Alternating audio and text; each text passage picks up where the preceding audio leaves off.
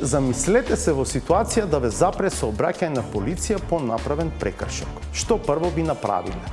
Дека прифаќаат оти направиле прекршок и ќе ја платат казната, одговориле 28% од најмладата категорија испитаници. Од највозрастните така одговориле 10% поени повеќе или 38%. Итно барате пријател за да и се јави и да побара од патролата да не ве казнува. Тоа би го направиле 18,1% од најмладите наспроти 10,4% од највозрастните во истражувањето.